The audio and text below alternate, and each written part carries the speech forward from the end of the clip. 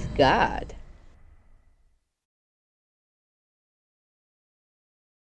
Hello guys, welcome to today's video in which we're going to be learning how to classify a scatter plot. We're going to be seeing the concept of correlations and associations, and that hopefully will help you guys understand how we can see a trend in a scatter plot, how we can identify it in a more easier way. Okay, so guys, the first thing we're going to be taking a look at are some types of association, or also called correlations. So in this case, we see a strong linear positive association. It's strong because it's a very well-defined line. It's linear because, of course, the shape is going to be of a straight line. And it's going to be a positive association because as the value of y increases, the value of x is also going to increase. Now we have a weak positive association. In this case, it's weak because even though we know that as the value of x increases, the value of y also increases, it's not going to be so well defined with a line. So it's going to be more weak than the previous one. The next one is no association, and that is wherever we see that there is actually no tendency that we can actually see on the scatter plot. That is going to be called no association, or also known as just no correlation.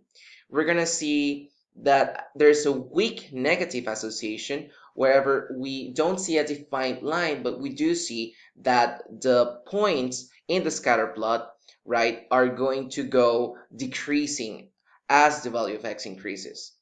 We're going to have more of a strong linear negative association where we see a more defined line, and we're also going to see that there is also the possibility of having non-linear associations, right? When they are non-linear, because they don't represent us a straight line, right? But we do see that there is a tendency on this one, right? So it's more of a curve. So now we're going to be seeing some examples, and I want you guys to try them, okay? So these are the three examples that we are going to be seeing today. Now, make sure you pause the video, and that way you are going to be able to do them on your own and then come back to double check your answers. So on the first one, we actually see that there is a very well-defined line, and that line is going to be decreasing. So because of that, we can say that the first one is going to be a strong linear negative association, right? Then on the second one, we see that the points are kind of all over the place, right? And there's no actual shape. So we can say that the second one shows no correlation or no association.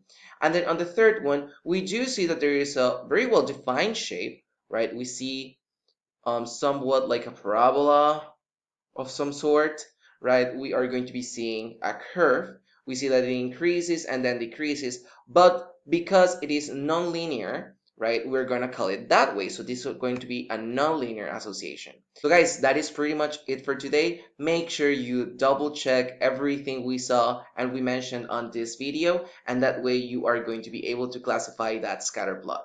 Okay guys, so see you guys in the next one. Bye. Check out these other videos to improve your math skills, and make sure you click that subscribe button to make the community grow. Follow ohmathgad in its social media accounts, drop a like, a comment below, and see you on the next one. Bye!